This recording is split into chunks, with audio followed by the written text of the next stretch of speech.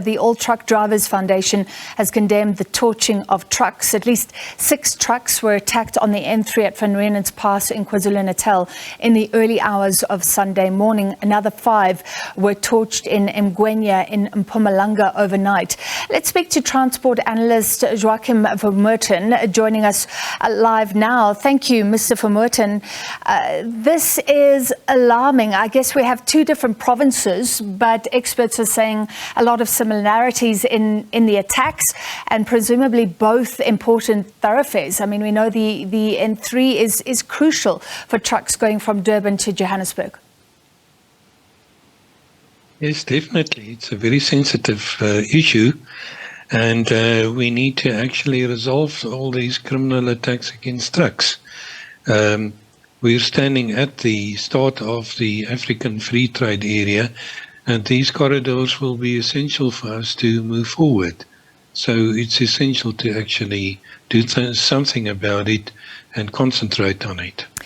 The motives, I mean, we've heard different motives before. Some of the truck companies accused of prioritizing foreign nationals over South Africans. What are the issues, the underlying issues that could lead to things like this? Oh, there's a myriad of them. The first one is, of course, ordinary criminal action. The second one that has been raised is the issue of, service protests. And then, of course, there's the whole xenophobic idea of retaining, those routes for only South African truck drivers, which would be incorrect, because it will ultimately put South Africa out of the system that will be devised for a whole Pan-African transportation system. Yeah, with backlashes possibly from other countries as well. Remember, we want to increase our movement between countries. We want to increase our trade.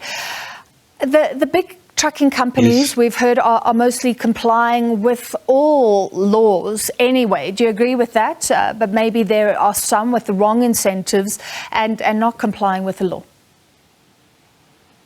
No, I think generally the trucking companies are very responsible. They carry, loads of very, very large values. They have insurance commitments, and delivery on time is a very important element for them. So I think they would operate fairly conservatively and within the law. And therefore we need to actually have the government looking at all these attacks and investigate them properly to find the culprits. Well, let's end there. Do you believe they have been investigated properly? I mean, after these 2 attacks in KwaZulu-Natal and in Mpumalanga over the weekend, we've heard from the president saying this is unacceptable. We've heard from the police minister, Emgwenya, saying they will be caught. How difficult, to your mind, is it, or will it be to catch the perpetrators? And is it perhaps even something bigger? The words economic sabotage are being used. Well, I think we have to leave it in the hands of the authorities and the police and detectives, and they are pretty good to actually find the culprits. So I think that would be the first step before we actually look, at other places. Well, the N3, I mean, we've spoken to them before, so I did say final question, but let's end with this.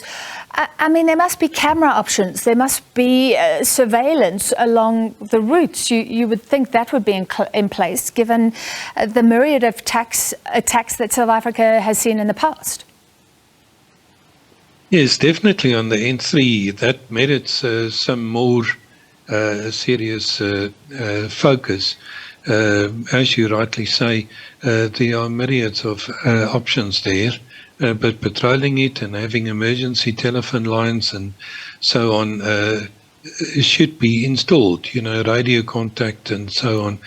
So it is actually possible to improve the situation on the N3 dramatically, but it requires somebody to take up the baton and actually do something about it.